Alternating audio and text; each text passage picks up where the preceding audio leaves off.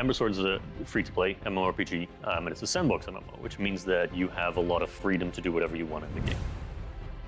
I think the thing that excites me the most about Ember Sword is, of course, one of our core values, which is that we want the game to be accessible by pretty much everyone, anywhere on the globe, which means that you can access the game through our URL in the browser. It takes less than 10 seconds to load, any device, any platform, anywhere in the world.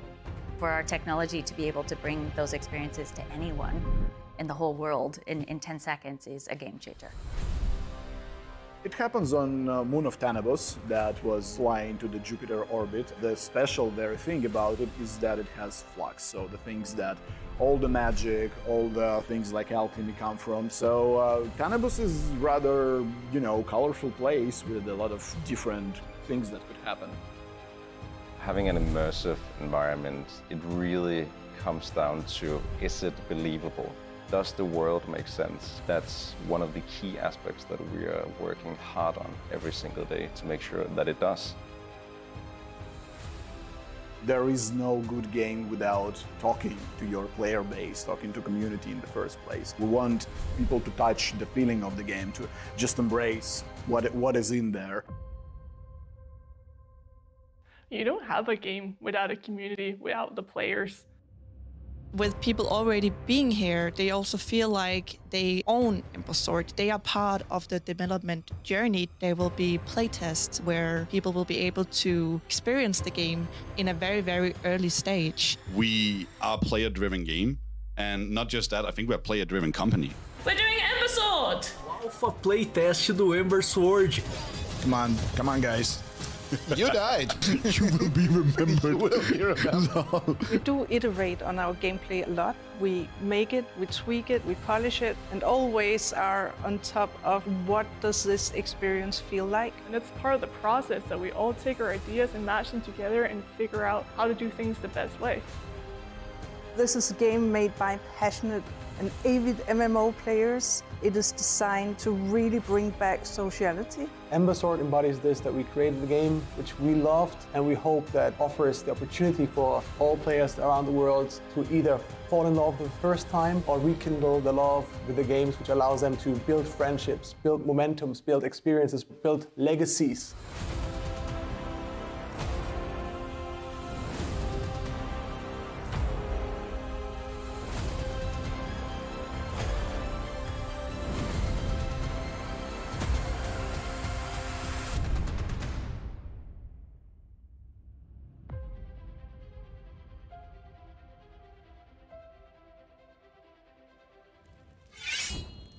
And we're live. Hi, adventurers and curious souls. I am live today in the first episode of the Dev Streams with a new face to the community. Diego, if you would please say hi. Hi, I am Diego. I'm the lead level designer, and I've been a Bright Star for just under 2 years. Yeah, so while he's a new face to the community, he's definitely not a stranger to the Bright Star company. And we are looking forward to dive way more into it. Before we get into that, of course, I'm your humble host, aka Game Master across the platforms where you might know me more. Actually, I almost forgot one thing. Good start. I want to ask you, Diego, and I want the community to help me keep this rhythm always. What nation have you picked and why? So, Tor, I am originally from Costa Rica. Yeah. Which is very humid and it's very hot, and I want none of it. That's what I'm here right now in Denmark. Yeah. So I think I'm going to go with Edison. The complete opposite. Yes. Yeah, I love it. That's the right pick. Edison is the right pick. Thank you for picking Edison, the best nation. Yeah. Besides, the world is getting warm right now. Yeah. Like, I don't want that. It's not going to be Edison in here. It's definitely going to be Severant in here. Yeah. Even though we're actually sitting in the Solarwood room.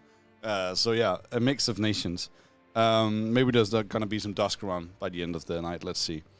So we are here with the first episode. Kind of resurrecting the old Embercast format, but not brought to you in podcast format, but brought to you in live stream. And it's the first, as it says in the title, the first developer stream.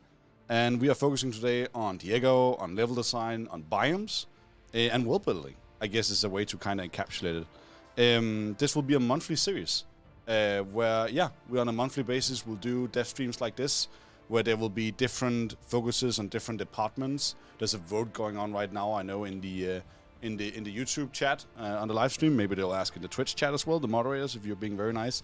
Which department you would like to see as guest next time? I know that currently it was voted for game design, I think. Oh, I think that would be a great choice. Yeah. They're very busy. They argue all the time about different That's what we like. gameplay choices. Yeah. And I think they're very passionate. And yeah, I mean, you can ask them really tough questions too. Yeah. Yeah, you can see them sweat. And you can ask this guy tough questions today. No, It's not obviously not. but we're looking forward to starting this new cycle with you. And there will kind of be a resurrection, not just of Embercast, but of VIP Wednesday as well. Where the VIP Wednesdays will come up like every Wednesday from now on, where there is not a dev stream.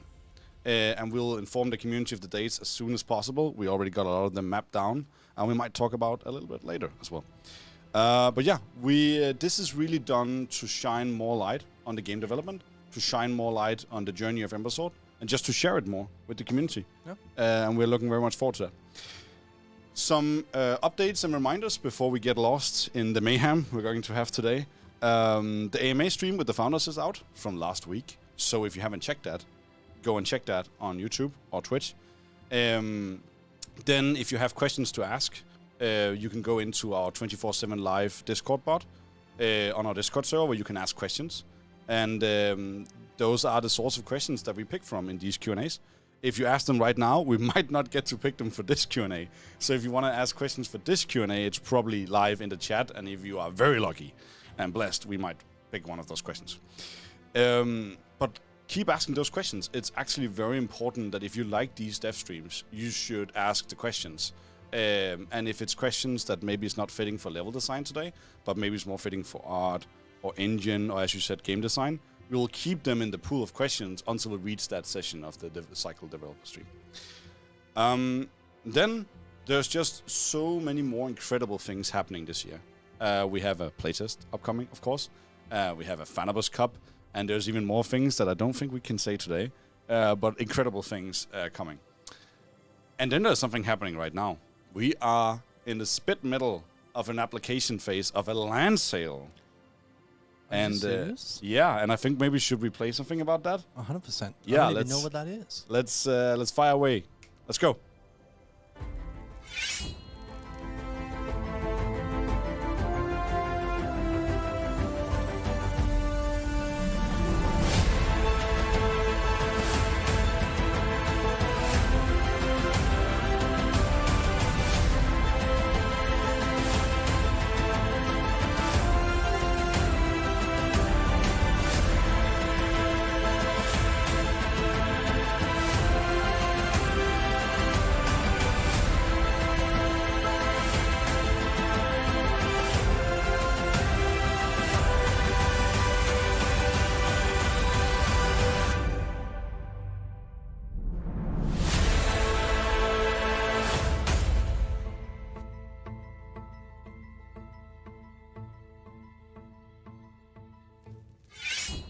And we're back.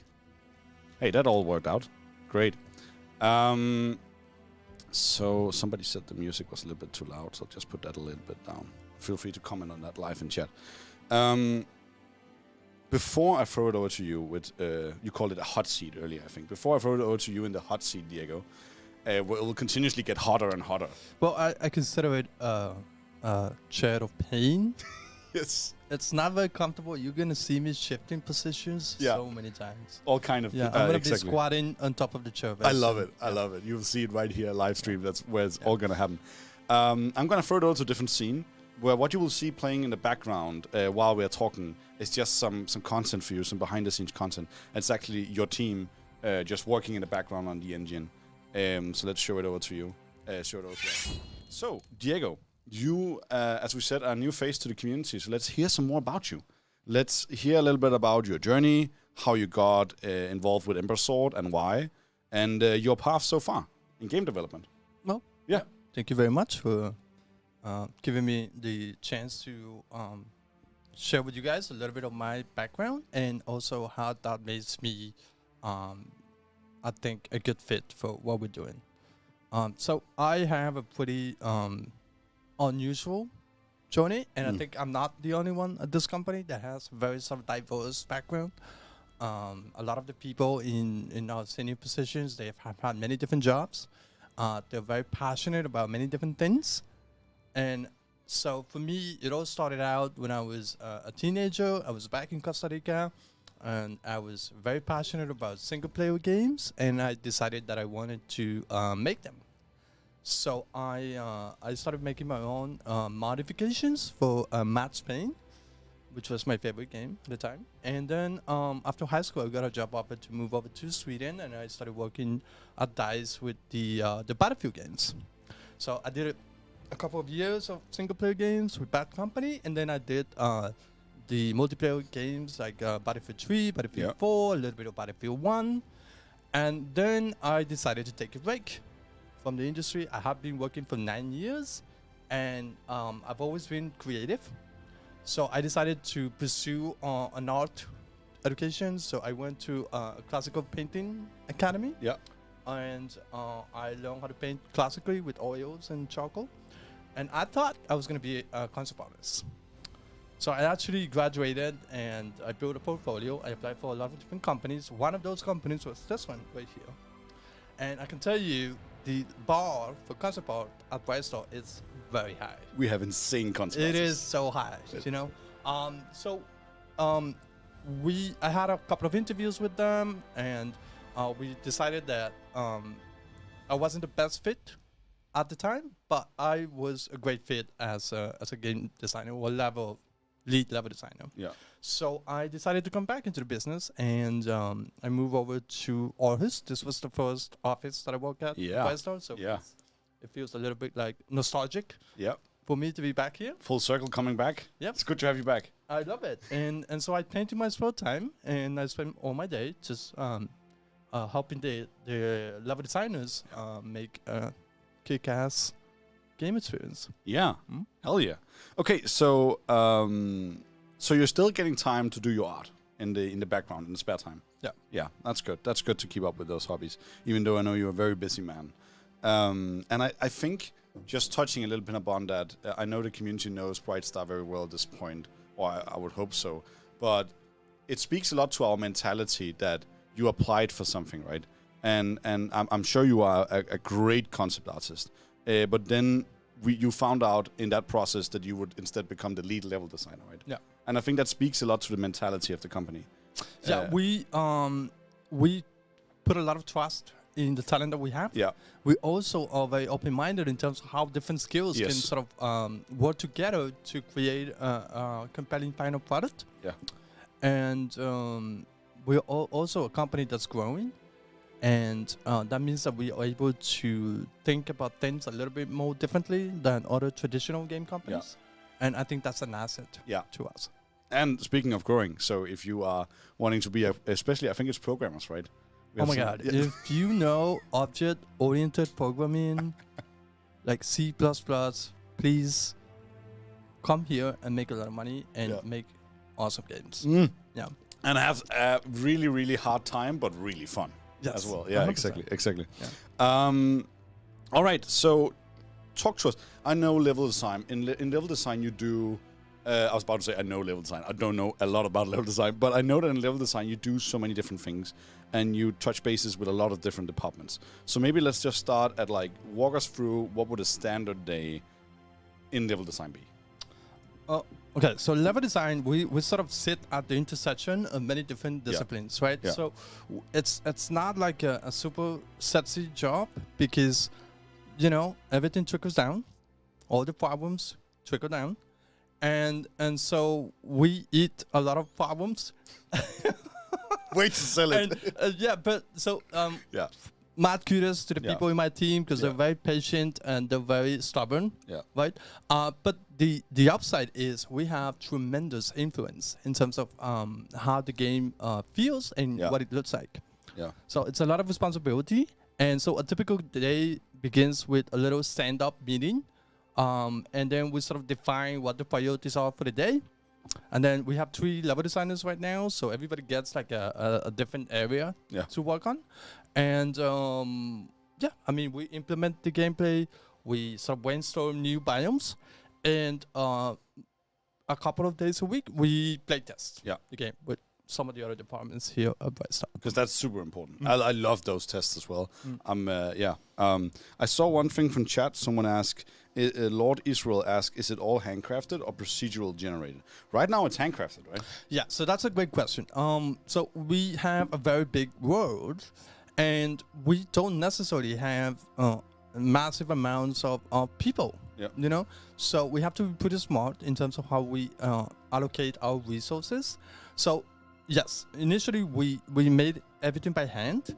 But that's only for us to know what we need, what we want, to sort of clarify our vision and sort of prove the different biomes. And then we sort of move into the next phase, which is sort of to procedurally generate the landmass out of the samples that we have already achieved. That makes a lot of sense. Regarding the questions, we're going to go through some different topics. The first one is about your journey, Diego, level design. Then we're going in-game, looking at some biomes. Then we have some never seen before art and never seen before biomes we want to touch upon. Really looking forward to that. And then in the end, we have a Spitfire Q&A round. And that's when I really wanted to go ham with a lot of questions, and we'll try to pick some of them. But I did see one ask, did you have a particular reason for choosing your own engine and not using an existing one? And I just want to say, actually, go, because we could give responses to that, but the people who could truly give responses to that are the founders. And they did an amazing AMA just last week. So go into our YouTube channel or go here on the Twitch channel, and you'll be able to find that. And they give some amazing answers to why we picked our own engine. And really just the journey that we took to arrive at that point. I'm just going to shift the scene a little just to see some more on scenes while we're talking from your wonderful team, Diego. But to kind of circle back to what you just said, in level design, you... actually, a point I would like to start from is that in community management, you can come from so many different angles, right? You can have different academic backgrounds, experiences, previous jobs. And without knowing level design, to me as an outsider, it seems like that is more accurate on level design as well than it is on other game development departments. So talk me, first of all, if that suggestion is correct, but also, what does it take to become a level designer? Well, that's a great question, right? I wondered myself that question many years ago. The difference is, when I started over 15, 16 years ago, it wasn't as formalized. There were not, certainly not where I'm from, there were no game design schools. And so I got into it by teaching myself how to do it and sort of engaging with other people on the internet and creating a portfolio. And then just also, you have to be a little bit lucky. I was lucky. But now it's a lot more professionalized. So the guys that are working for us right now doing level design, they're all very highly qualified. They have multiple skill sets. They all went to some kind of game design or digital media type of education. And some of them have more of a coding background. Some of them have more of a 3D art background. But what I can say that they have in common, and what you absolutely need to get this job, is you need to play a lot of games, and you need to sort of acquire a sensibility for what makes a good game. You need to have opinions, and you need to have experience trying to realize your vision into something that's playable. Okay, that makes a lot of sense. What would your personal advice be if someone is sitting among the audience right now thinking, I want to be a level designer? How do I go about doing that? Well, you got to make levels.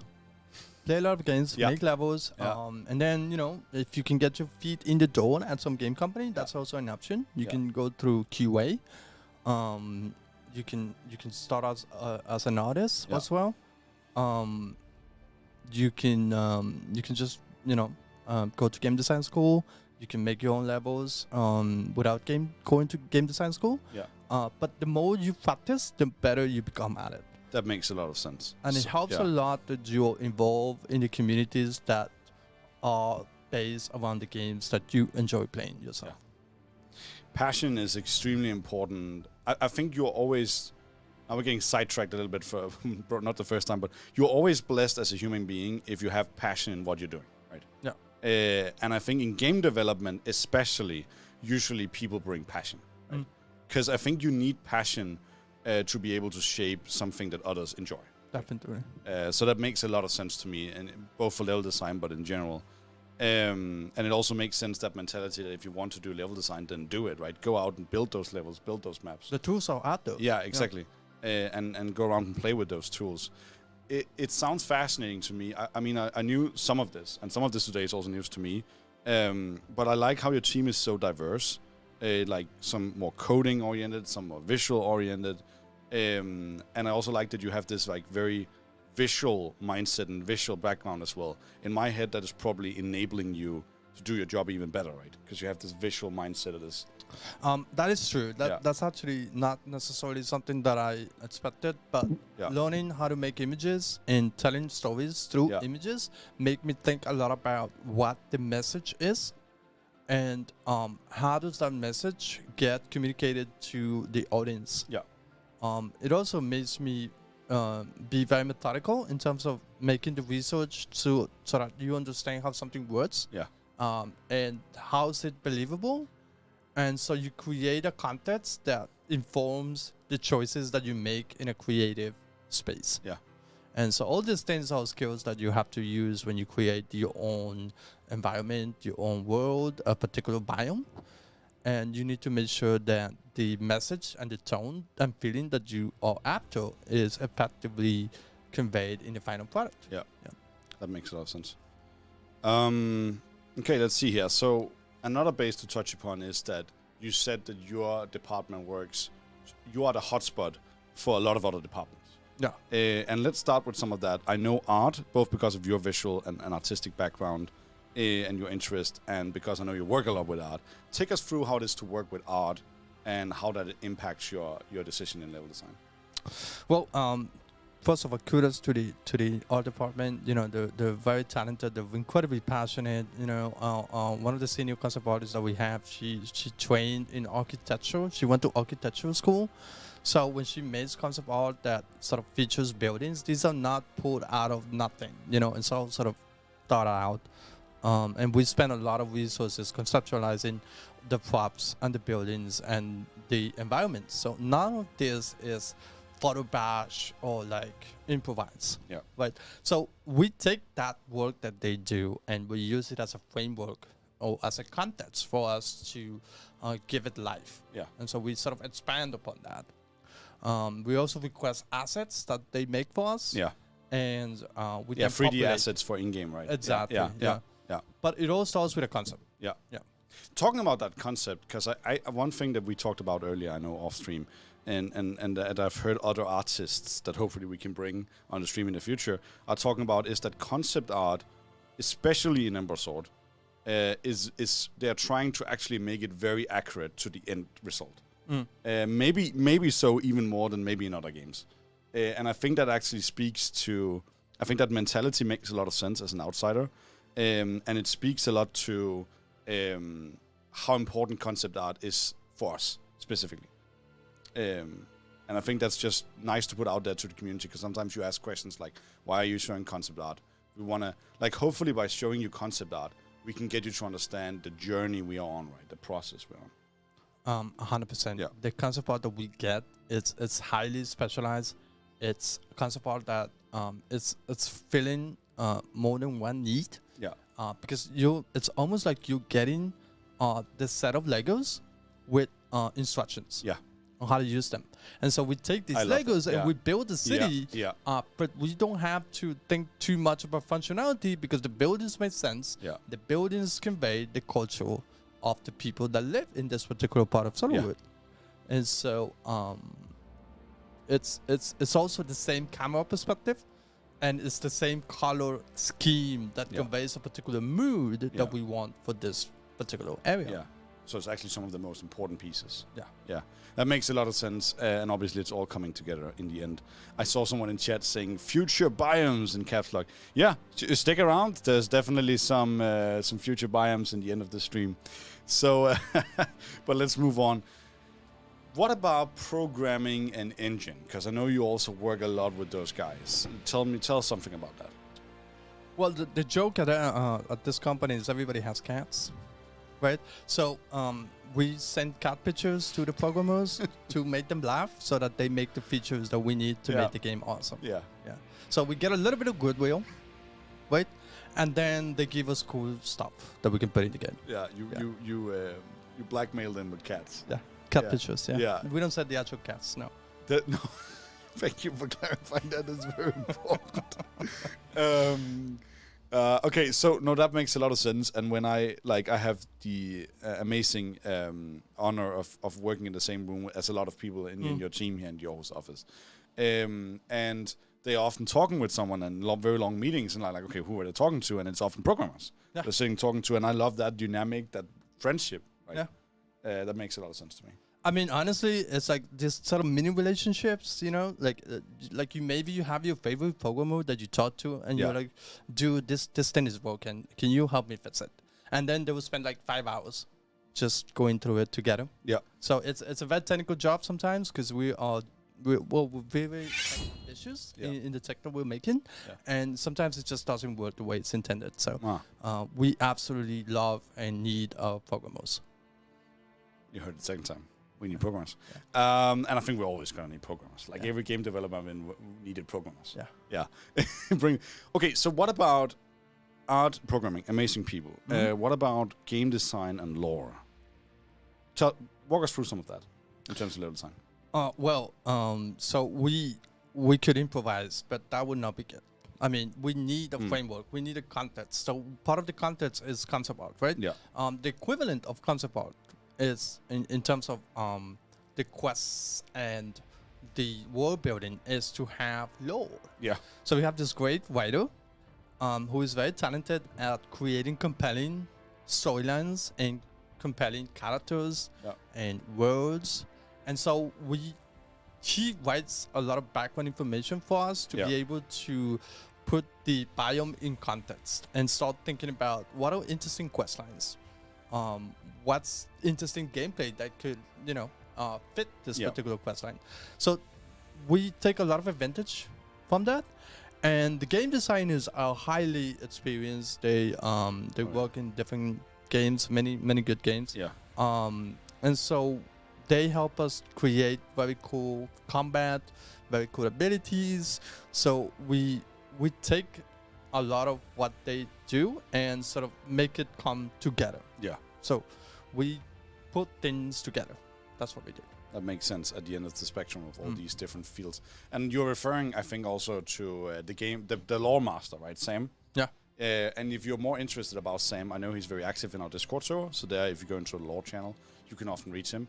And there's also plenty of podcasts and videos out there on YouTube where Sam talks about how he creates these amazing worlds. I mean, he's almost the god of Fanabos, right? He's the lore master. I've saved the best for last, I want to say. Because we are building, surprise, probably not, we're building our own engine. Yeah. And I think that probably has an impact on level design, right? So talk to us just a little bit about how it is to be a level designer while building our own engine and the challenges that comes with that. Okay, well, here's a tip for anybody that wants to be a game developer. Don't join on the first game, join on the second game. Because, I was telling you this earlier, right? Yeah, for me, it's like when they make a movie, right? They have the camera equipment, and then they have the actors. And they make the movie by having the actors, rehearse their roles. But the way that we work is we're inventing the camera while we record the movie. Makes so much sense. So we have bad days, where things don't really work. Yeah, but the camera that wants to work. Yeah, exactly. Yeah. So please be patient, It's not easy. And part of that is just the ambition that we have, set for ourselves. Yeah. But, we're not the first ones to make a game, and, it can only be better. Yeah. The more that we mature the tech and are able to express ourselves creatively. Yeah, I think sometimes what I sense from community is that some of you might think that game development is very linear, but it's actually very non-linear, right? There's big leaps of improvement, and especially in our term, like in our case, every time engine gets upgraded, right? Yeah. While you're working. So sometimes exponentially leaps of progress can be made. So at least in my experience, it's definitely not linear. And game development is, we talked about it earlier, right? We're both creative people, and to create something new, you need a certain amount of chaos. Otherwise, you can't create something new. Right? A certain amount of chaos, you say? A certain amount of chaos, yeah. I And would like a cats. stability, not chaos. But maybe that's how you work. A certain amount of chaos is how. And cats. No, but it makes a lot of sense to me, and I guess the benefits of that is that you get to make it or customize it exactly how you want engine-wise, but it's just a lot of work. Yeah, it is. Yeah, it is. I mean, I think what I can say is that there was sort of a creative chaos at the beginning of any brainstorming session, and there's an amount of questioning, which is healthy for sure. And then we sort of, we have people that have very clear visions for our game, and then we sort of interpret that vision based on our sensibilities. Makes a lot of sense. You put it way better. Somebody in chat says dogs. It's like, I think we've mentioned cats a lot. We should probably mention dogs more. I don't know. Cat or dog person? You have a dog. Yeah, I'm a dog person. Cat or dog person, Diego? I mean, I love dogs. And, the thing is, like, they are much outnumbered by the cats in this company. That's very true. Okay, let's I'll just read the chat here. Best biome design will be for Seren, someone says. Well, let's see. Yes, that might probably. Talking about biomes designs, I'm actually thinking that we take a little trip in-game. So while I prepare the in-game, Diego, say something to the community. Well, guys, listen. We get this awesome concept art, right? And we try to get inspired, and we start making demos. Typically, we try to sell different feelings well, it's kind of like there's a feeling you have for each biome, and then there's specific gameplay, and then there's like the whole storytelling aspect to it. So each biome for us represents exciting new possibilities, right? So that's a good question from chat. What is your favorite thing of working in Brightstar? Like your favorite overall thing? That's a good question. Well, I think this company is really fun. It's not like a traditional, like, top-down, heavily directed, super rigid company that I've worked for before. It's very open-minded. It's very flexible, and like you said, it's driven by very passionate people. So you get a lot of creative liberty, you get a lot of trust, you're able to follow your gut instincts. That's my favorite part of it. It's a very nice culture. It makes a lot of sense to me. What a beautiful, just wholesome answer, Diego. Thank you. We are in-game. Yeah. And just a disclaimer, this is very accurate to the build you played in the playtest, but some of you only got 30 minutes to see it. And this is actually, we're not today, the difficulty is not high. I am very well geared. So you're level 24. Yes, but I'm very well geared. Nothing is going to kill me. I'm a little bit intimidated right now. Okay. Yes. I'm very well geared, but it's more to walk around the world as we talk about it, right? Okay. And for you to have something to see. This is the public build. It is not the experimental development build that we are working on in a lot of branches. So yeah, just so you know that. But let's talk. Actually, let's start with something. You were asked what's your favorite thing of Brightstar. So I'm gonna ask you instead, what's your favorite biome, Diego? Oh, now you're asking me to pick among my favorite children. Yeah, exactly. You gotta have one, right? Yes, but you never confess it publicly, right? And now I'm making you confess it on stream. Well, look, I have a sweet spot for the one that you're in right now, and I'll tell you why. Yeah. I love this sort of the colors of it. I love the fact that it's sort of mysterious and magical. We have a special kind of people living here inside this sort of very thick grove. Yeah. And they research the floods. They live inside these trees. They have all these quirky shrines that they worship. And to me, that's just, it's kind of a cozy feeling. Yeah. Yeah. So, but it all comes down from a certain visual reaction. And I really like the way that it looks, the way that it makes me feel. It's very peaceful. Well, until the 3 ninjas. And show up. You are exactly. Let's go back to the tree ninjas in a second. I saw someone writing in chat, same exclamation mark. I just want to say you are not alone. Every time we do a poll with the community, like where would you want to live, what's your favorite biome, it's deep forest, deep forest, deep forest. Yeah. As to which you said, going back to the tree ninja, you said, it's dangerous to live in the deep forest. I love that was your reply. Honestly, dude, I heard something about bears. Yeah. The bears are actually kind of cute, but they will maul you to death. Okay. Yeah. For those of you thinking they will hug you, they will maul you to death. I mean, I'm not level 24 like you are, so Before we go out and find a tree ninja, I've equipped heavy armor chest pieces, tier 1, heavy armor, of course this is all alpha playtest build. Heavy armor, I think hands, boots, the best and baddest staff I could acquire on this build. But I did equip a light helmet, because I just like it better. Okay. Yeah, just pure cosmetical preference. Do you only have one eye? Actually, I think it's just my very long hair. Oh my god. Okay. But talking about the tree ninjas, I have heard community call these wonderful creatures a lot of different things.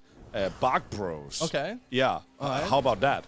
That sounds a little bit like a Cottage Storm gang or something, but okay. Bark bros, tree ninjas, tree humans. 3 humans. Tree humans, okay. tree men. That's pretty creepy. Yeah. So they're gonna. The funny thing about these is, I remember back in the days when we were not so well equipped as we are right now. We didn't have as good gear. One of our community managers was fighting this thing, and he was throwing around the sapling bombs. Yeah. And he was like, "Oh, I got this creature. You just have to run in close to him." And he ran in close to him, and he was like, "Got him." And then he just one-shotted him by hitting him, and he was like, "No, these are also dangerous up close." That was just a very like, "Oh, we got them. You just have to avoid the bombs." It's like, no. So naive, right? Yeah. But this is Deep Forest. Yeah. There is bears, there is tree ninjas, there is crazy quests in here. There's actually some quests that really surprised me with how dark they were. They really make you think like, are you the bad guy? Are you the good guy? I think you should go over to the cool tree that we have. We have this super the big tree? magical tree, yeah. Oh, let's go there. Yeah. But there is someone defending that tree, right? Yeah. Do you know my history with that creature on live stream?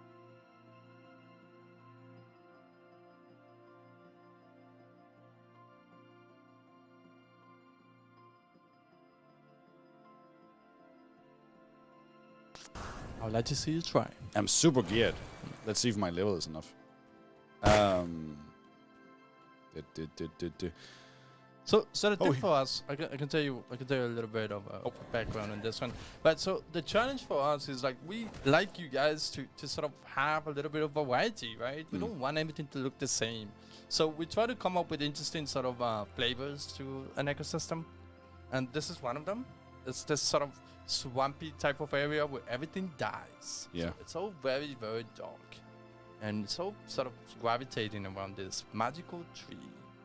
Let's actually just cheat a little bit here. Yeah. Right? Yes. Oh my god, he's looking around over there. There's also different names from him. You might call him Steel Slice, but I've heard people call him the Evil Oven. Okay. Yeah. Wow. The Infernal Menace. Yeah. One of those names is condescending to the monster. Do you think he cares? He might care. He's he not might a care. kitchen appliance. No. He's like a respectable monster, you know. We're gonna respect him by defeating him. You ready? Yeah. Where did he go? Oh. How much damage is this gonna do? That actually did not do a lot. I expected that to do more, but it's okay. Let's do this so we can kite him, and then let's laser beam him. Oh, there's some crits. Did you see that? Nice. Oh. Okay, let's fire fireball, because that takes some time. Then let's slow him. Oh, did you see a massive crit? I think we got him. Do you want me to risk it and get up closer? Yeah. Okay. Oh, I thought I am not convinced you can die. Okay, let me try. Okay, let's try and take his main hit. Let's see how much damage to take. He actually missed. Okay, that actually dealt some damage. We're gonna have to send him back to monster school. Yeah. No, the last build that I played that isn't public was so much more difficult. Really? Yeah, so much more difficult. Okay. So like, don't worry about that. We nerf him just so that you will look good. Yeah, exactly. Right, That's obviously. it. While I find my way out of the forest, or try to, talk me through. You've worked on a lot of different biomes. One of those biomes, or multiple of those biomes, have to have been more trickier than the rest. So, what are some of the most difficult biomes you've worked on? Well, I mean, again, you're asking me about my favorite children. Some children are more difficult than others, right? Yeah. They present unique challenges, right? Yeah. So, we want to have variety. We want to have interesting choices for you guys. So we have been making a lot of these sort of relatively flat environments, and we wanted to, push it a little bit more. So we started thinking about this mountainous area. So the challenge with making something that has a lot of height differences has a lot to do with the isometric camera that we have in this game.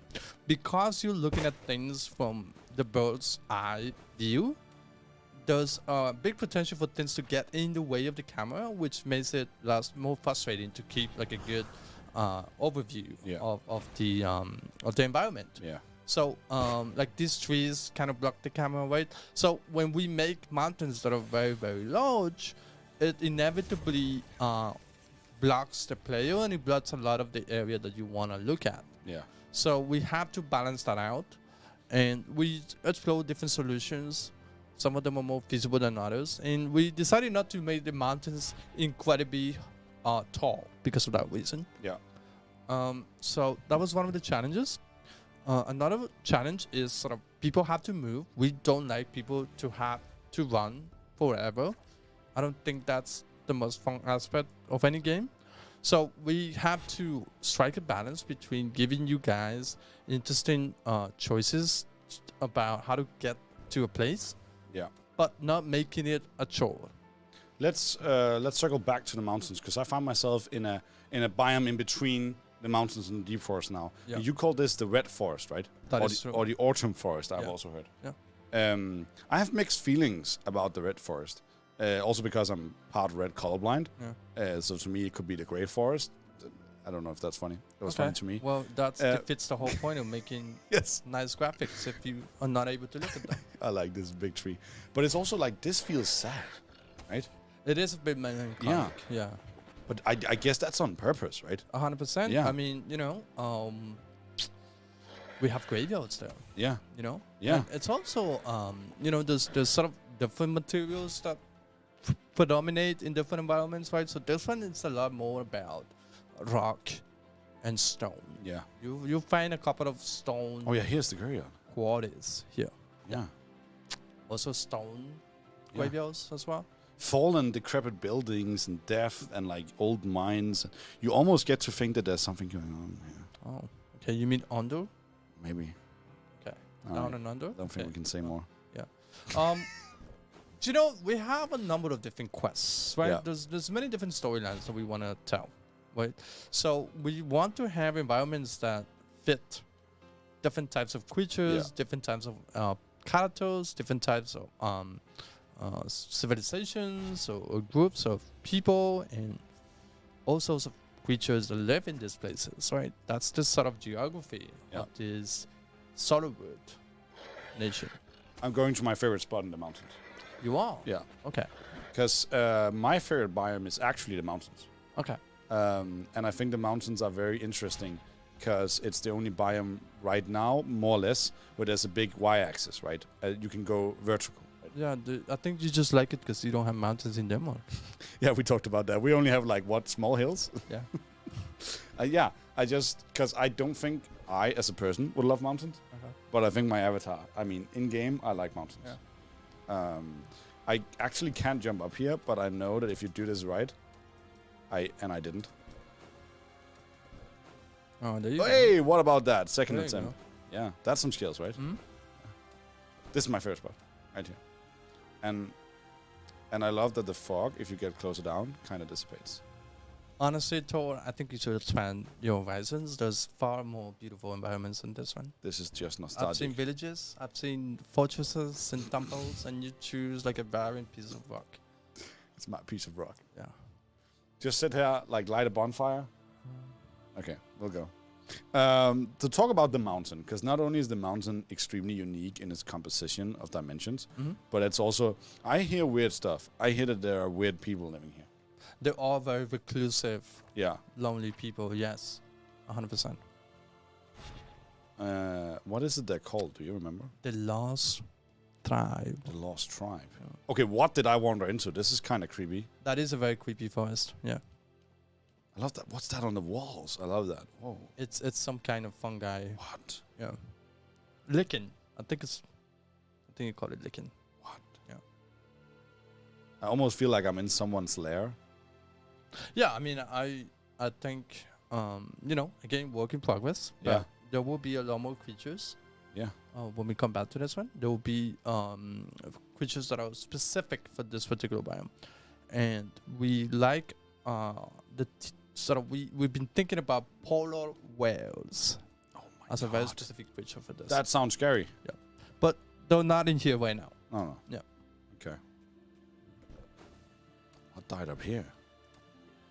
Guardians of the Lost Tribe. Yeah, this seems tribal, right? That is not good.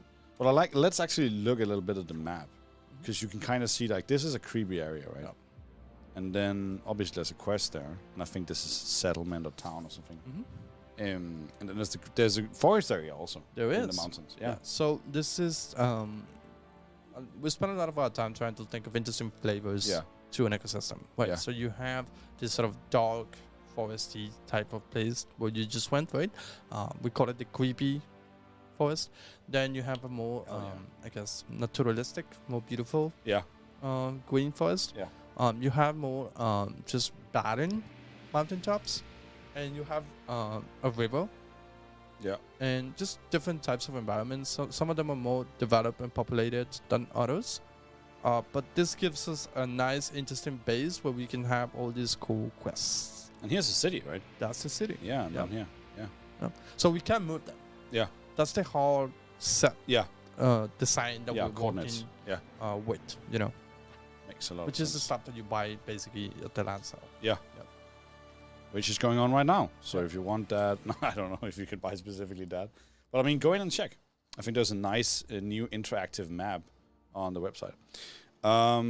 We talked about deep forest. We talked about the mountains. What I really want to touch upon now is, like, when you walk through the game, and I don't know if you community, if you experienced this, but when I played the playtest, and generally when I really take my time to play deep into what's available right now, I often find, like, pockets of storytelling. Yeah. Like small dogs, like a family of dog swimming out their mother, or like some cats having a barbecue, or like, or maybe it's dogs having a barbecue, or like a skull and then a sacrifice and a tribal arrangement or shrine in a little island. I could go on and on.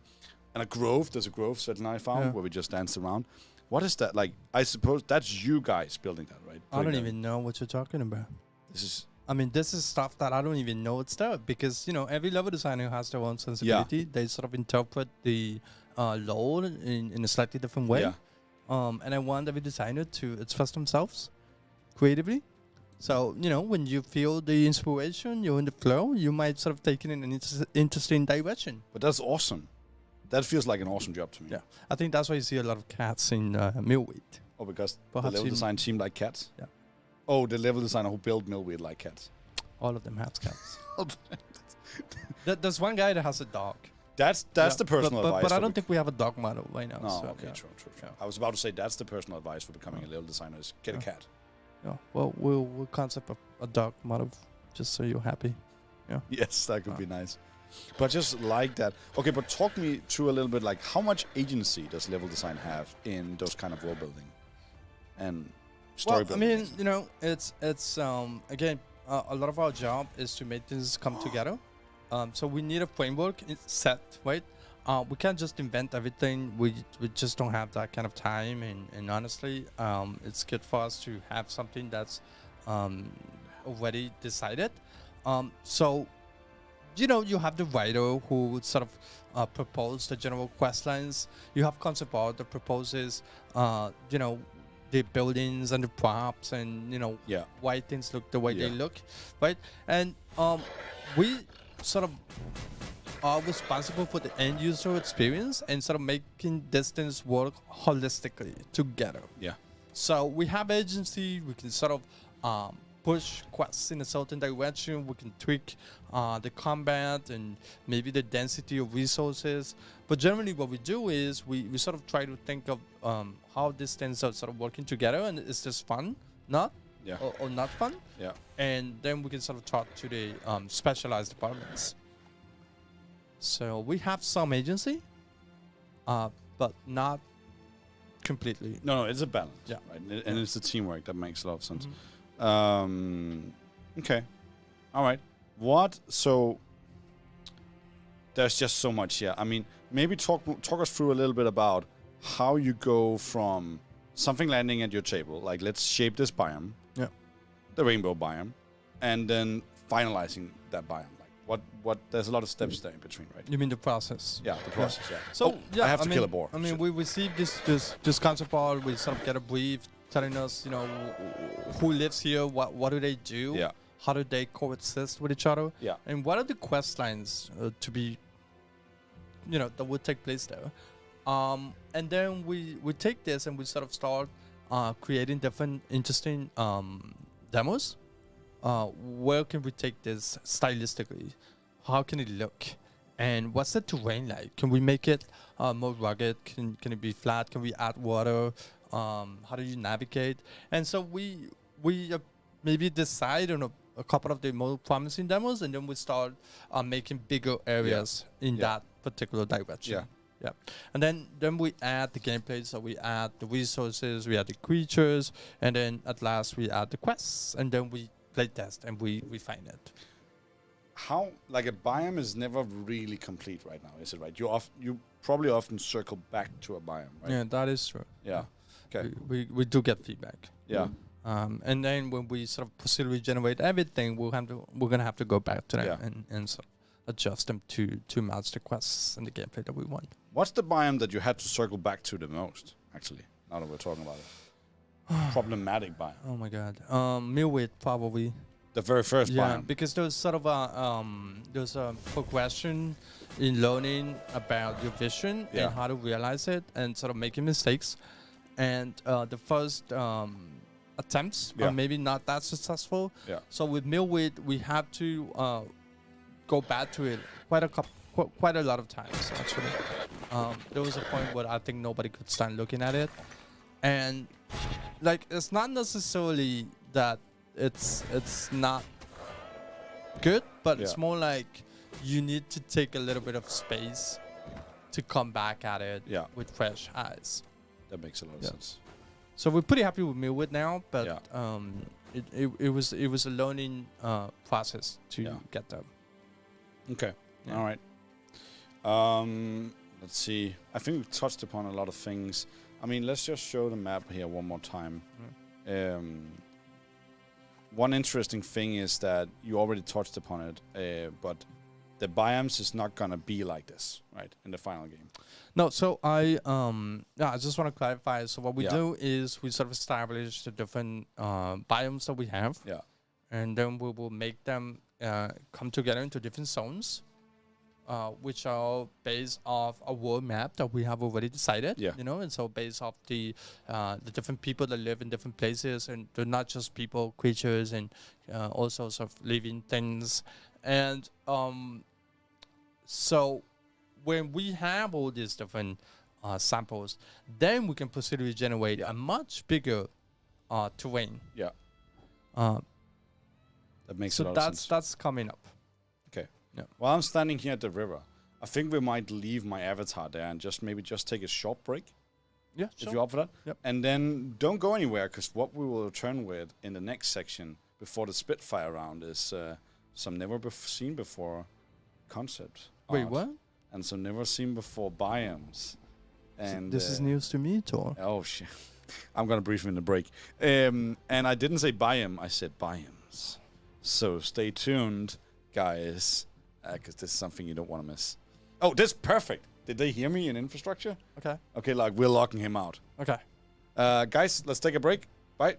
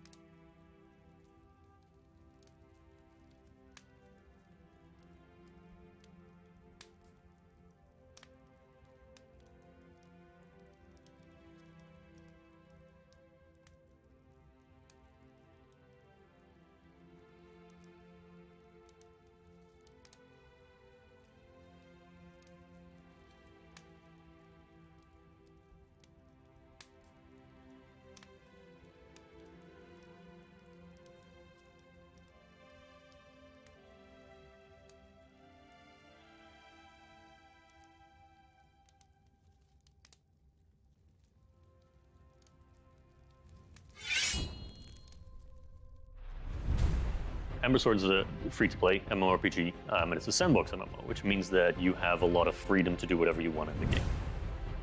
I think the thing that excites me the most about Ember Sword is, of course, one of our core values, which is that we want the game to be accessible by pretty much everyone, anywhere on the globe, which means that you can access the game through a URL in the browser.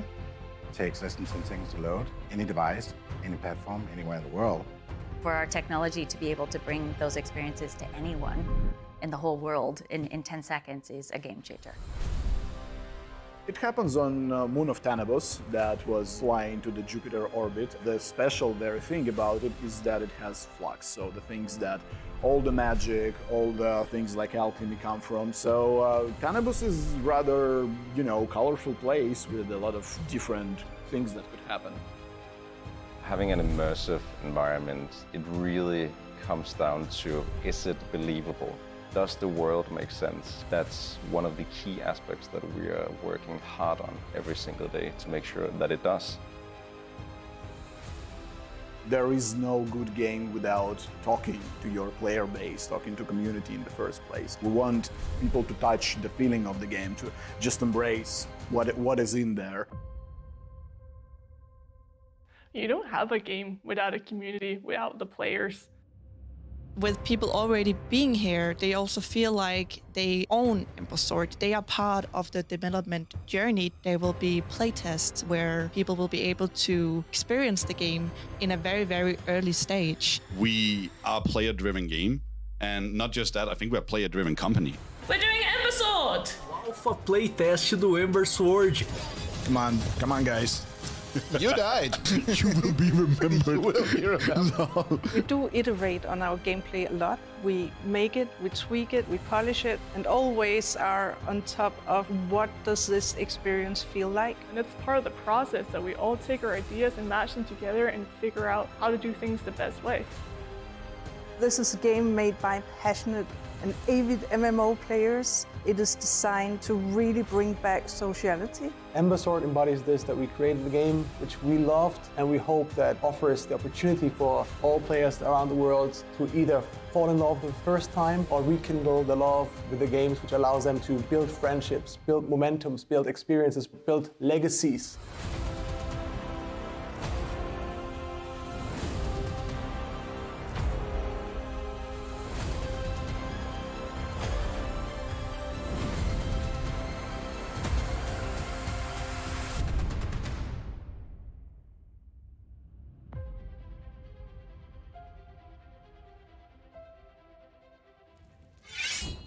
Oh yeah, we're back.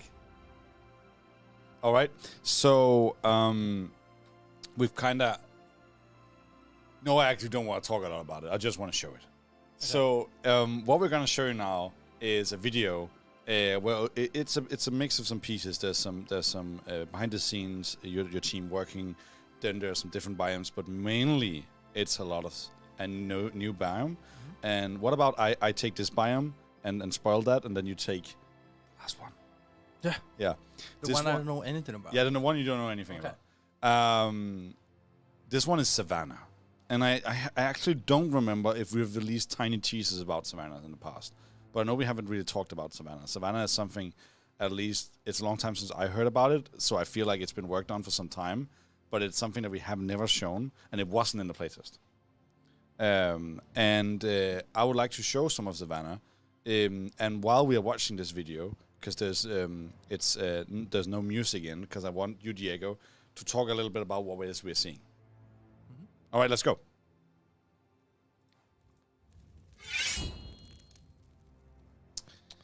Yeah, that's not Savannah at all.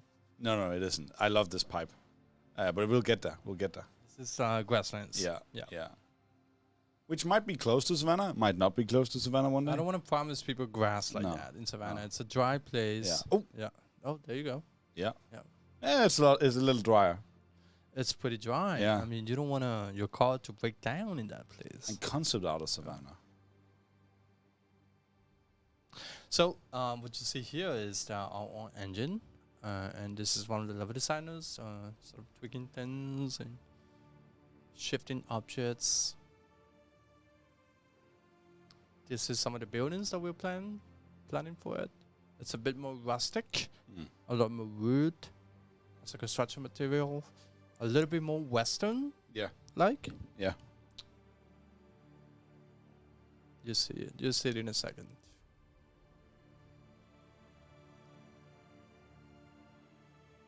I like But this. you see here, it's just the guys. Yeah. But here you working get, on it. here you see it's handmade, right? Okay. Yeah. So this is sort of what I meant with Yeah. the more Western type of. Yeah. look. Yeah. Yeah, the ducks. Yeah. I mean, you gotta make it believable. Yeah. Yeah. Yeah, not just cats, Yeah, it also is. ducks. Yeah. Here we are. Okay. So it's not done. It's sort of work in progress. So but this is typically how we work. We sort of start making the level even before we get all the final assets. Like for example, this sort of old ancient station. Wow, yeah. Yep. So this is up in the space in the moon in Tanabers. There's many different timelines because this is a very old ancient place. So sometimes you find artifacts that have been there for thousands of years, and sometimes you find things that are a little bit more recent and built by more of the contemporary people. Oasis or something like that? That is Oasis, yeah.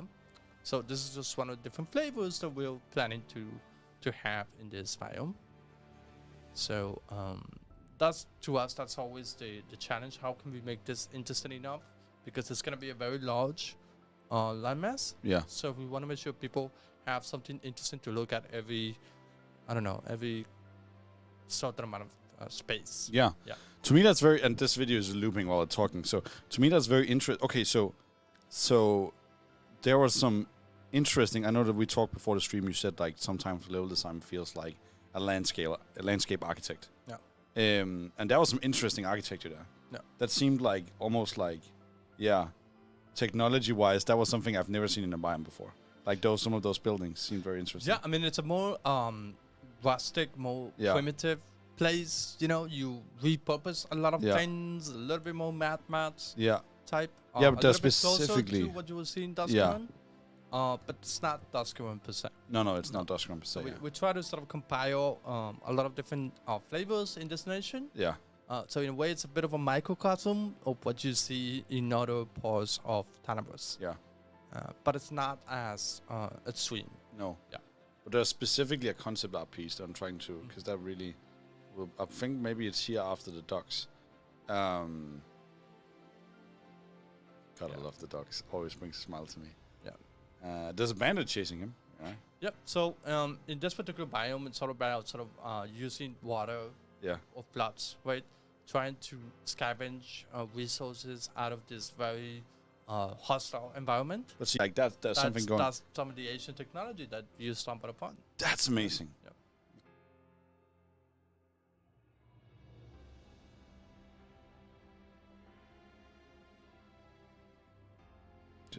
All right, we're back. It seems like we're back.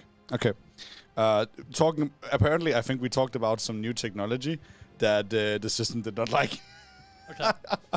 We're back. Somebody says drink water. Let's actually press the... Yes, exactly. Remember to drink water. Let's go to a reel where it's showing concept art all the time. Yeah. By the way, I see some people in the chat here asking for Gukador bandits. I'm not shocked if you see bandits in a place like this. Martish Golgador? Maybe. Maybe he'll take another one hostage. Did you know that he once took Constantine hostage? Is that so? Yeah, Martish Golgador, yeah. But Constantine is a big guy. Yeah, but Martish Golgador is very big also. Alright. And he doesn't play by the rules. Well, I mean, Constantine shouldn't have been out by himself. No. Like Yeah, big exactly. mistake. Exactly. Big mistake indeed.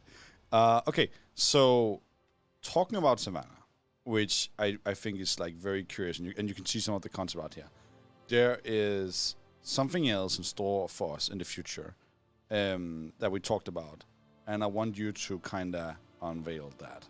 You keep talking about things I don't know about, so like, why do you put me in this position, though? It is very close to the nation that we are currently working on. It starts with almost the same, like, letters. Okay. Yes.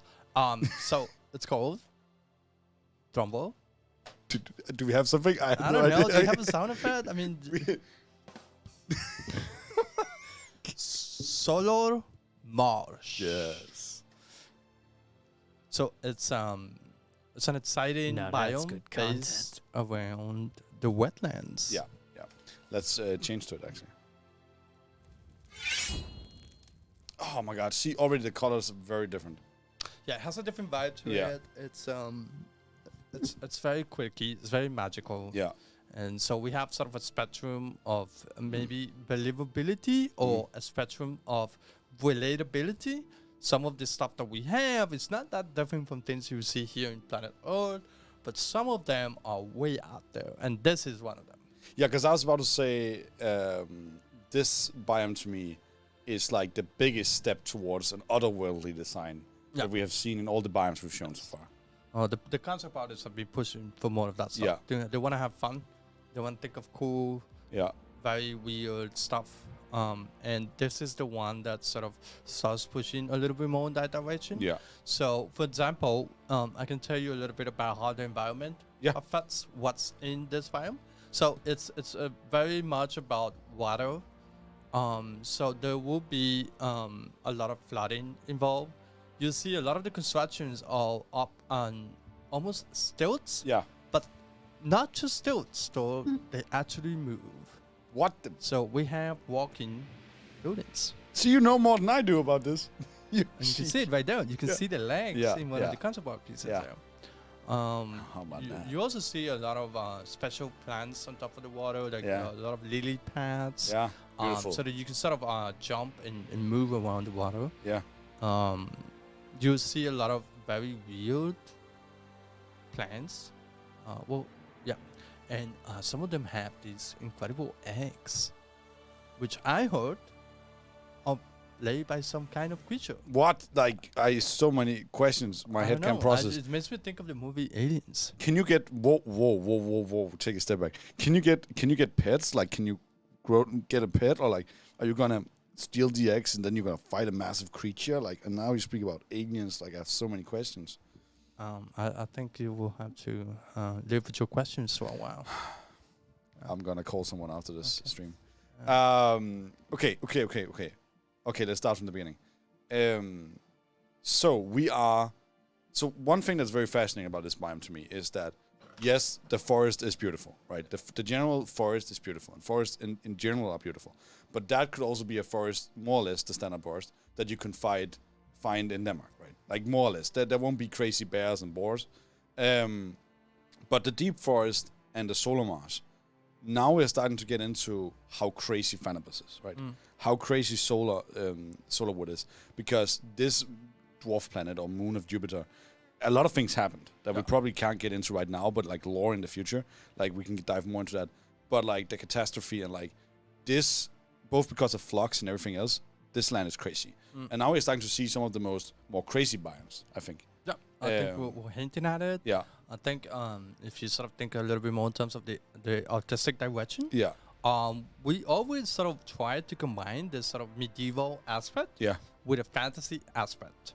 And little bits of sci-fi and a little bit of steampunk. Just a little bit, right? So it's almost like a cooking recipe. Yeah. But it's not always the same proportion. Yeah. So depending on the biome, we might emphasize some of those aspects more than others.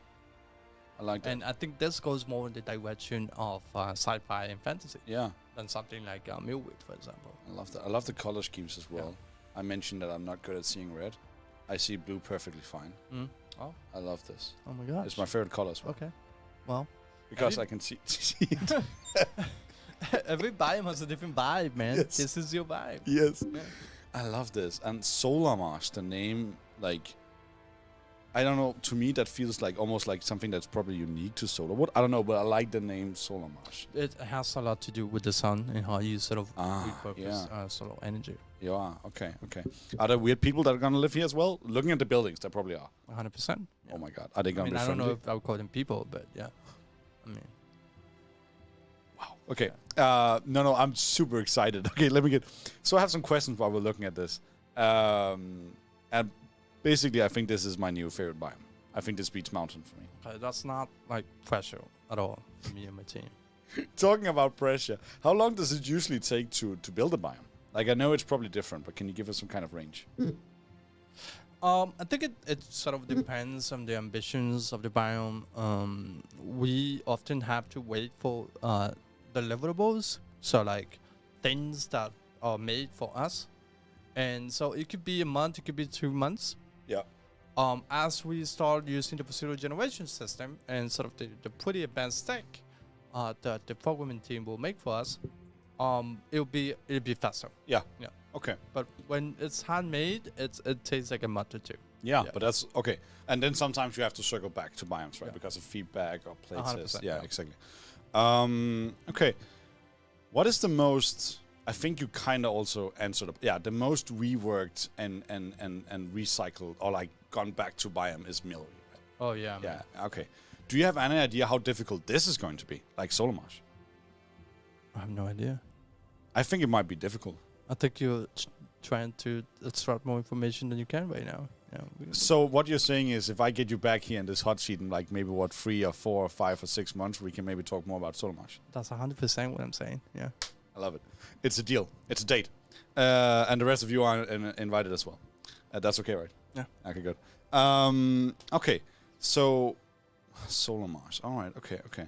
And I know you're working on more biomes. And am I correct in assuming that generally some of the future biomes that we're going to see are going to be more otherworldly and more strange? I mean, not all of them. Okay. But what I can assure you is Yeah. there will be a lot of variety. I love that. And, like if we just make it super weird, every single one after this one, I mean, I think you will get a little bit tired of that. Yeah. So everybody has their own preferences. And I think there'll be plenty for everybody to find their favorite. Okay. Yeah. All right. Talking about Solar Marsh, let's move on a little bit. Let's actually move to the Spitfire round. I don't know. Do I have something I can play?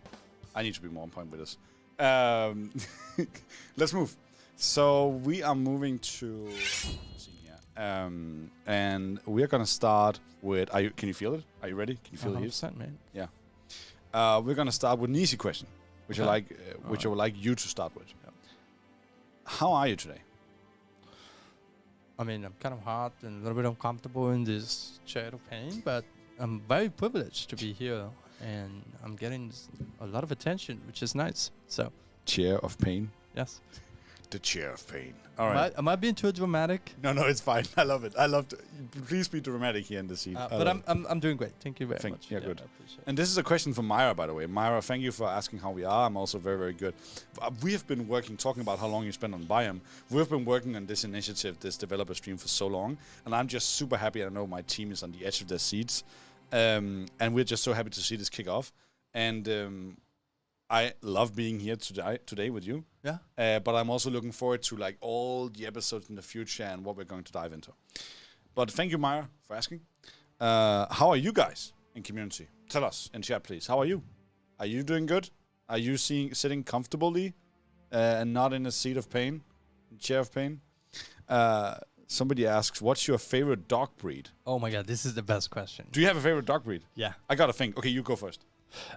It's called, I don't know how to pronounce this. Samoyed? Oh, that makes sense. Yeah, that's a the beautiful big dog breed. white fluffy ones? Beautiful dog breed. Oh my God, I gotta pick. What am I gonna? Right now, I have Golden Doodle. That's the dog I have right now. Not my preferred dog. Like I don't even know. Like, I would probably say Border Collie. Okay, isn't that disrespectful of your current dog? It is, maybe. She might get a little angry. She might be watching this right now. Yeah, with my wife, probably, yeah. Okay. I've grown up with Border Collies. All right. And I just think they're extremely clever. Okay. And a couple of years ago, I said goodbye to my old Border Collie called Balder. Okay. And we did agility training together. He was a smart dog. He was a very smart dog. Okay. Talking about dogs, we're getting... How many cats is too many cats? How many cats is too many cats? Well, I think the record at the office is 2, but I'm sure people can do better than this, right? I love it. So like 4 maybe? I don't know. People are having a good time. People are saying, what's a good time? Okay. That's super good. Let's continue. We have a question from Ronnie. Ronnie asks, how long did it take for you to build this alpha, and probably the last alpha playtest, with your new game engine? Probably took a lot of time. Wait, what's the question again? How long did it take to build the last playtest, essentially? Well, I mean, it was a lot of collective effort.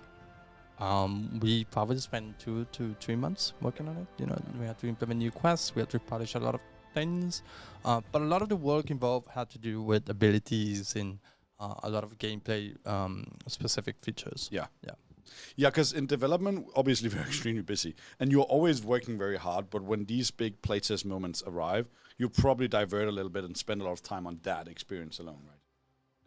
Instead of focusing on. So that's also, if you're curious why we don't do playtest all the time, well, we also need to build the stuff that we need to release, right? Yeah. Okay, what else? We got Koyomane asking, will there be roundtables with different formats focused on developers? If it's okay, I think I'll take this one. Yes, like we're not sitting at a round table, but this is literally we're making history today. Yeah. This is literally the beginning of that. And in the future, in the upcoming months, we might upgrade it as we go. Like it might be more people, more guests, game directors, game designers, lore masters, artists, concept artists, animators, you name it. And we might be more than 2 people. It might be a different community host, different development guests. You know what? We might have a round table. That's not a bad idea. Okay. Yeah. But that's definitely what we're doing. So continue support this initiative by asking your questions and being amazing. We got a question from Ronnie. Ronnie is also usually very active. Okay. A lot of questions from Ronnie. What's your favorite region and sub-region in terms of landscape? And we kind of did touch upon this. What was your favorite region or biome? Yeah, I mean, I like the forest, man. You know, I like. I mean, the thing is, I have information about biomes that you don't know yet. So flexing that those information. Some pretty cool ones coming up, but the ones that are out, this one is my favorite, definitely. Yeah, and I think Solomarsh toppled mountains for me. Okay, we have a question from Canary Pistol. Can we expect a new kick-ass look for the next alpha or the next playtest? Well, what you can expect is different environments, and some of these environments require new tech. Some of this new tech, it's pretty good looking. Yeah, at least I know that you upgraded particle effects, right, as a thing in the engine, right? We're creating effects. I love that. I didn't say particles. No, okay, effects. See, there you have it from the expert. But I think, from what I can tell you guys, there is, every time I go into a test, almost every time, there's like new things being worked on in the engine. So, and you talked about the analogy of like the camera, right? It being the camera. And in that metaphor analogy, like every time the camera gets better, we can produce a better movie, right? 100%. Yeah. But then you have to show the movie in the middle of making the movie, which is, you know, taking that to the next level. Yeah. Yeah, that makes sense. Thank you for your patience, guys. Yeah, thank you. That's the point of it. We have a question from Ronnie again. Who are the main characters in terms of lore? I think that's a better question for potential future lore episodes. But I just wanted to touch upon, like, we have the lore of Solarwood at least. He's pretty important. Yeah. Dalko Katana, I think he's also headmaster. I heard something about a captain or a sergeant that's missing down under. I don't know. What? Ceres is his name. What? Yeah, I don't know. Okay, that's one to look forward to. Okay. And then we also got Whiskers. He's pretty important, right? Whiskers? He or she, actually. I think it's I don't even know. Yeah. I was going to ask you. That was my question. Yeah. Yeah. I don't know how important he is. He's in the background. He can hear us. Should we? Okay. Yeah. Let's move on. We got a question from Game Master. And I think we actually already touched upon this. Who is Game Master? A wonderful person. And he asks, we touched upon this. So, but those of you who haven't heard it, the current layout of Biomes, I was just curious because I see the map all the time. I see the current layout of Biomes. And it seems like there's a lot of different biomes very close to the capital. Yeah, but that's not how it's gonna look in the future. No, so again, this is almost like a scene. Yeah, where you see all your candies and all your interesting, tasty flavors. Yeah. But the actual game environment is gonna be far bigger, far more comprehensive. Yeah. And you still have a lot of variety. You won't have to run too far to get to something new. Yeah. But it won't feel crowded. Yeah, I think Joris actually, again, if you go watch the AMA from last week, Joris talked about teleportation, I think, actually. So if you want to hear more about that, you should go. No, I like walking. Yeah. I'm perfectly fine walking. You're perfectly fine walking. Ronnie asks, will there be fishing? I mean, I can't fish. Can you fish? No, not in real life. But we have had some fishing activities. Okay. Yeah. So. Okay. I think I would not be shocked. No, if there's fishing. Yeah. Okay. Yeah. I know at least one from your team who's very adamant to have fishing in game. Yeah. Talking about so Hellblade Dragon asks, I want to know, do you have a content creator program? We don't right now, but we are actually working very hard on establishing something like that. So over the next 2-3 months, that's probably something that we're going to look to, or like maybe 5-6 months, but aim to establish. It's a work in progress. So I would say if you are a creator or an influencer and you're curious in something like that, make yourself known. Go out there, be engaged in the core community.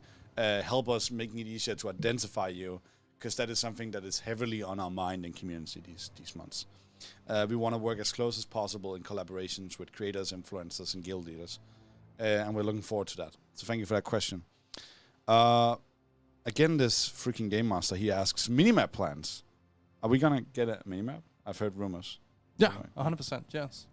Do you think I want to go out there in Savannah without a minimap? Without a minimap? Are you crazy, dude? No, a little. No, a little. we'll get one, for sure. Yeah, okay. So you can navigate, right? Yeah. So what you're saying is, your team is nice. You're giving us a minimap before you show us these crazy biomes. We will empower you to know where you need to run to escape these horrible creatures you will encounter. So. When we lead those weird eggs. We're not all level 24 like you are. Okay. Thank you for the. I pick my fights. Thank you. Thank you for much. the ego boost. Joe DM asks, will VASD, the movement keys, be added to control the character? Let's talk about a little bit about controls. I know we chatted about it earlier, the two of us, before the stream. Because right now they saw jump. But talk to us a little bit about, because we're experimenting right now, right? Yeah. So it's always sort of a work in progress. We do question things. We do propose new solutions. Yeah. We have looked at different ways to maneuver in the environment. Yeah. I've been seeing a particular dash move where you sort of skip forward. Yeah. Yep. So yeah, I mean it's we're looking into it. Yeah, and it's alpha, right? When would be the best time? There's never a better time to experiment than now. Mm-hmm. So we did take your feedback from the last playtest. We're experimenting. I've seen Dash 2 in some of the tests. I think I've also seen a test where you could press a certain key and it would shift the movement into a more experimental movement, where you could actually use the keys on the keypad to move around the keyboard. Mm-hmm. So, I mean, we're experimenting, and that's why you have to be active in the future playtest and give us feedback. Because I imagine if suddenly we can't jump, hypothetically, that would change the mountain biome drastically, right? Yes. Yeah, that makes sense. And probably be a fun challenge for you level designers. 100%. Yeah. But we will find a way to empower people to not have to, run for long stretches like that, Makes sense. Okay. Let's see here. There's a question here from Tobias Senpai. He says, he asks, how much does Whiskers weigh? Like, how heavy is Whiskers? Isn't that like a personal question? Yeah, I mean, like, you can. I don't know. He's pretty heavy, right? What is in this thing? It's definitely heavier than a cat, right? Okay, well, yeah, I mean, like, should he work out? Like, what's the, like... I think he got Do we feed him less stuff? Power belly. I think he got a power belly. Okay. I don't know what this thing eats. Cats. What do you feed him? I don't know. No, not cats. Good energy. Okay. Good energy, yeah. All right. Yeah. All right, get in here. But I don't know. Whiskers is, how much does he weigh? I have a feeling he's heavier than you might think. Okay. Yeah. But she's also in outer space. Yeah, but I have a feeling he's not walking a lot. He floats? Maybe he flies. I don't know. Okay. Wow. Yeah. Yeah. We'll find out. Okay. Yeah. Thank you, Whiskers. Let's see here. Ronnie asks, how finished were the optics of the game in the first playtest compared to the release version? I mean, do you wanna touch a little bit upon this? The graphics, you said. Yes, the graphics. Like okay, so obviously it's not final. I Yeah. mean, I think you can expect an improvement. Yeah. I can't tell you specifically, exactly, but we are adding new features. And when we make new content, we also make features to match that content. Yeah. Like dungeons. Yeah, and I'm looking so much forward to dungeons. No, I think that's enough. I think you gave them enough there with the dungeons. Ronnie asks, will double jump play an important role in PvP specifically? Can I dodge an incoming projectile by jumping above it? What do you think on that? Will double jump? Can you repeat the question? Yeah. Will double jump play an important role in PvP? Can I dodge an incoming projectile by jumping above it? I don't know the specifics. I think that would be a great question Yeah. for the game designers, Yeah. but I can tell you we're looking to have MOBA style action RPG gameplay. So you can expect a lot of action, and I wouldn't be shocked that you can do double jumping, but I don't know the specifics yet. No, that makes a lot of sense. I think you touched as much upon it as you can. I need you to think MOBA on this. Again, we're trying a lot of interesting things in Ember Sword, and there's definitely going to be a very MOBA feel to the combat. I think Max also talked about that in the last AMA, so you can go and check that up. King, let's see here. Necronic asks, did I get that right? Necronics? Yeah, I think I do. Is there any possibility of translating the game into another language? I asked this because Ember Sword already has a very active community of Brazilian players, and it would be great to have the game translated not only to Brazilian Portuguese, but also into other languages. I think I'll take that one, if that's okay. We're looking into it. It is definitely something that we want to do, and especially our core communities, and especially Brazilian Portuguese is something we're looking into. I think that's all we can say for now. I don't know exactly when you can expect it to happen, but it is something that we want to happen. So thank you for that question. Ronnie has a question for you, I think, Diego. What impact does AI have on your craft, on level design? I mean, we're not going to be out of a job because the AI will make the game. So that's a good thing for me. Yep. So I don't think we're going to use the AI directly, but we will use pretty advanced tech to procedurally generate a lot of the landmass, and then we're gonna go in and tweak things by hand, clean it up, customize it so it lives up to the gameplay vision that we have. But we do need tech because we're not a huge game company, but we have a very big landmass to populate. So yeah, that does make a lot of sense in terms of AI. King Sopa, love that name, asks, I've been aware of Ember Sword for a while now. I never got a chance to test or play it. That's sad, because I got too late to the playtest. Is there going to be a way for new players to be able to jump into Ember Sword in the near future? I don't know. Is there going to be? Well, what comes up to alpha? Maybe a beta. Yeah. There's definitely more places, right? And I think right now one has been announced for late August or around August, and there's going to be so many more opportunities to play. And I hope you get to participate. Yeah. Let's see here. Let's see. We're actually running out of questions that we are prepared, but let's take a look at the chat just very quickly. Someone asked, love the stream. Thank you so much. Kane the Baron asks, in which biome released or unreleased? Oh, they're trying to get you to talk about unreleased biomes. I like that. Cheeky. Would you want to live in, and which would you like to take a holiday in? So let's take the last one. Which one would you like to take a holiday in? Well, let me just say that there was a biome with a lot of water, and I love water, and I would love to have my vacations next to water. You are talking about an unreleased biome, right? Yeah. I love that. Yeah, just water. I'm being incredibly specific right now. So there you actually got an even bigger teaser, like there's an unreleased biome with a lot of water. Yeah. Who would I?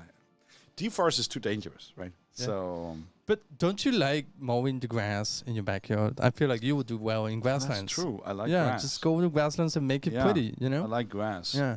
There's a lot of grass in grasslands that I can mow. Yeah, it's pretty big, it's pretty tall, it's out of control. Yeah. Go and fix it. I would go on a vacation in grasslands and just mow the grass. 100%. Yeah. Hope I don't get into trouble.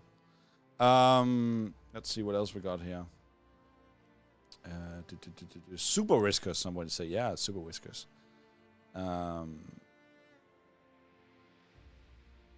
Yeah, that makes a lot of sense. Okay, so have you thought about making the camera rotatable? Well, if you actually watch this stream, you might see me rotate the camera sometimes. But again, we're experimenting. I think that's the only thing that can be said. We're in alpha, and we are experiencing the hell out of this game. I think we can say that we would like you to experience the game in Yeah. different angles. Yeah. Now, the exact degree of that implementation maybe hasn't been set in stone yet. Yeah. But you will be able to have more than one angle, for sure. Yeah, to be able to view cosmetics, right, and everything. Yeah, exactly. I love. Yeah. So a more cinematic view. Very, very good questions, guys. I think we are nearing the end here. And I just want to say, if you've asked your questions around art or lore, or game design, and it wasn't asked here, then that's because I've stored it for the future. Okay. I've stored it for future guests. I want to thank you for tuning in, for listening. Let's end while we're sitting here just playing I want to thank you for asking your questions, for showing up. And then again, I want to say there's more AMAs you can check out there with the founders, with the game director. Diego, do you have a last thing you want to say to community? Guys, thank you so much for tuning in, for all the support. We are always so inspired to see the reception and to see the way that we can provide you guys with interesting gameplay, and it sort of motivates us to continue overcoming the challenges of making this very ambitious game. Some days are not good, and it's such a source of support to know that we are doing this for a lot of very passionate gamers. Yeah. I think they can still hear us, but we were having some technical issues with the visuals. It's a very flattering picture of us. Oh, okay. Yeah. But I think your message still stands. Yeah. I just want to say thank you so much. And let's end on a little teasing ending with a little hint at what we're going to talk about next time. Let's go. Do you look up at the stars? Are you afraid they might be looking back at you? Or does the sense of awe they instill overpower you? After a lifetime of being told, your path is the world. I once heard that in a foreign land. Assigned beliefs before I could parse syllables. It was only in these wondrous hills that I found providence. In these woods, you will discover your calling and raise your home. You will learn many truths, some that build your foundation and others that tear it down. You will find kindred spirits who you will take up arms with, conquer enemies alongside, and come to call family. I am Dalcor Kritana, Headmaster of Bulkhalter's Academy and Lord of Solarwood. Sons and daughters of Thanatos, go forth and explore. Discover the secrets not only of this moon, but the universe, to reclaim humanity's former glory inch by inch. The world is not our path. It is only our beginning.